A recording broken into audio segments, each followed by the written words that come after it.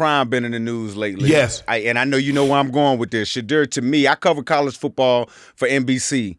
Mm-hmm. He's the top quarterback in college football by my surmise of it. By just looking at the game and all of those things, he can throw on rhythm. He can take hits. Touch.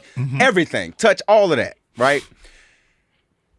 Prime said he wouldn't do anything publicly, but privately he would, kind of get involved. What's your thoughts on that? I like to see that. Kind of like what Archie did to Eli? Yeah. Now you know where I'm going with it. Come on, man. Holla at me, bro. Because it's not so much the quarterback, it's the organization and what they put around him to support him that's going to determine whether or not he has success or not. Yeah. And I'm not sending my son to an unstable situation where you're not going to have the apparatuses around him in order to foster a situation where he can grow. So don't waste my time. I don't care.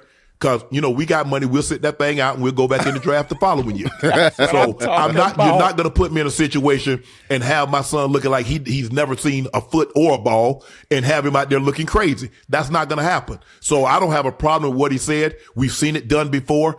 He just wants the best for his son. I think we all do, but all of us are not in a situation where we can control the dynamic of where our son or the job that our son is going to, or daughter is going to get employed at, and can control that narrative. But I don't have a problem with what he said. And again, man, you in national media, so I know you've dealt with it over the last couple of years as well. I found myself in production meetings defending Prime. You know what I mean? Not necessarily this year, but in the past, where it's like the national media, for whatever reason, sees issues with some of the things he says, right? But Kurt Signetti, who's having a hell of a year in Indiana, balling. First question they asked him, Beast, about him, and he's like, what the hell with that? Just Google me. I win. Right? Nobody said anything about that. So I'm just wondering, how do you see the national media and how they have covered Prime and covered other coaches? Well, obviously, because I have seen a difference. No, let me tell you what it is. The crux of the argument is black people are supposed to be humble. Be thankful you're coaching. Be thankful you're in the NFL. Be thankful you're in the NBA. Be thankful you're the heavyweight champion of the world. Just be thankful that you have a job. Who are you to boast and brag and tell us how great you are? You should just be thankful that you're here. That's the expectation for us. And when you don't do that, now I need to put you in your place. I need to find a way where you're not. And see, you couldn't do it when he played. No. Because what you gonna say? He not any good? The best he just happened to be the greatest. He happened to be the greatest corner to ever live. Yeah. What you gonna say? The man is he played two sports simultaneous. Yeah. Do you know how good? Level. First of all, do you know how great you got to be to play baseball? Now magnify that. Now, not only is he playing baseball, he's a damn good baseball player. Yeah. And he's one of the greatest NFL players. And he's doing that simultaneous.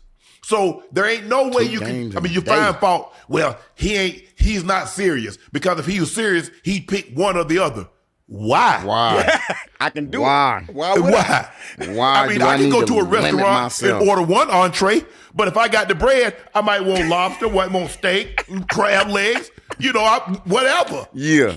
Because he could. And so now a lot of that vitriol is, well, I couldn't say anything bad about him then, but I can talk bad about his team, or I can talk about things. Look, Time, that's my dog. Yeah. He's not above reproach where you can't critique his coaching. But when you start talking about, oh, he's a false prophet and he ain't what he says, now that ain't got nothing to do with football. Overstepping. Now you making it personal. Overstepping. And he's giving you no reason to take it there. If you want to say his team hadn't gotten better, if you want to say his defense hadn't gotten better, he had done a poor job of assembling a staff, that's within your right. You're an analyst or you, whatever you do, your job is to critique. But when you start talking about his religion and about how he doesn't live a certain, miss me with that. Yeah. Oh, I'm with you on that one, bro. Because it's crazy. It just seems like now this year the story is a little bit different because you don't see him out out and about as much in the media as much, with the cameras and all of that. Man, I know I'm gonna get got. Shannon, before we let you go, bro, this the Get Got Pod, man. The Okay. Get Got Pod. And me and Beast Mode, we had an interview years ago, and he said he had a famous quote where he said, everybody gonna get got. I'm just gonna, I'm gonna get mine more than I got to get you before you get me. Yeah. So we asked all of our guests, has there ever been a time in your football life where you got on, hell yeah. Yeah. If you got a couple of story or two for us, let us know about it. If you play this game long enough, everybody gonna get got. Yeah. Oh, absolutely. You're not leaving this game unscathed. Hell nah. It's too many opportunities over the course of a game, over a course of a season, for you not to get got. And I don't care who you are. You could be the greatest quarterback, the greatest wide receiver, the greatest DB, whatever the case may be. You will get got. Oh, man, a dude, some of the hardest hits I've had, I was in the flex position. No, I was, we had a double tight. We had 2 tight ends. We had 11 personnel on the field. And so we put 1 tight end outside. They put the Sam on him. I'm thinking, woo, man, they playing man coverage. Yeah. I'm about to go to the flat. I'm going to turn this thing up. The Mike backer that's going to be covering me, he ain't got no chance. Man, I go home telling that. I go running out there in that flat. Trap coverage. They had a corner waiting for your ass. It ain't the corner. It's the linebacker. It's the linebacker. Yes. Oh, I'm thinking, no. Don't nobody walk a linebacker and then play cover 2 behind it. Yeah. Boy, that joker hit me up under my chin. I thought my head was in that helmet. My helmet flew off and started rolling. He said, I think his head's still in there. Hey, you heard about the headless horseman? I thought they had a headless football player because dude cracked me. But the hardest hit that I've ever been hit, I caught a shallow cross. It was opening day against the Jets in 96. I caught a shallow cross, and I turned up, and my guy was blocking. I didn't see the safety coming. Dude, put my foot in the dirt, and I turned up. I took like 2 steps, and Gary Jones hit me. I had a shield on at the time. He cracked that shield just like a windshield. So I'm laying on the ground. I could hear him talking. That a way to drop that wood on Jones. That a way to. I'm like, what would he drop? He's like, what are y'all talking about, dude? That's the hardest. And I've been hit a couple of times, got knocked out, but that's the hardest that I've ever been hit. Let me ask you. If you play in the NFL, if you play more than a year, it's hard for you not to get got if you just play 1 year. Because normally you're going to be on special teams. Somebody going to sneak Somebody going to get you on that, They don't let you sneak them like you used to because you can't really crack back on the guy like you could when we played guy. Because I was looking to peel somebody's cap. I don't lie to you. Peel the cap back blue. You know what I'm saying? I was looking. Ooh. Hey, because back then, they would let you peel back on the kickoff return. So we would run a cross. Well, I was L3 and everything. I was like a tackle. Man, I would peel all the way around. I might have the L4 on the other side. Yeah.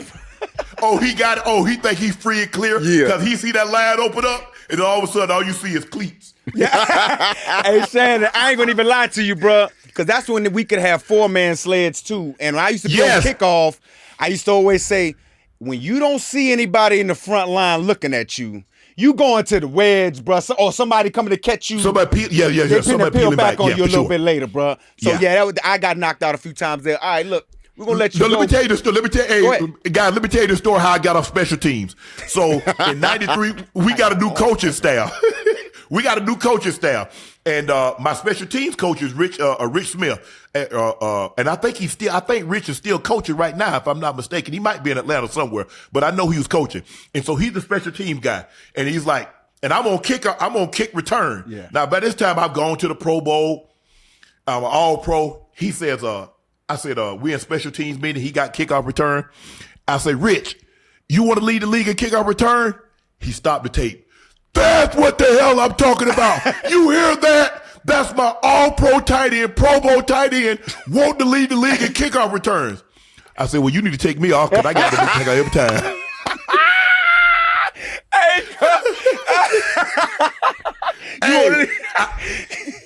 Ask anybody that's in the he stopped, he paused the film, threw the tape down, he's like, he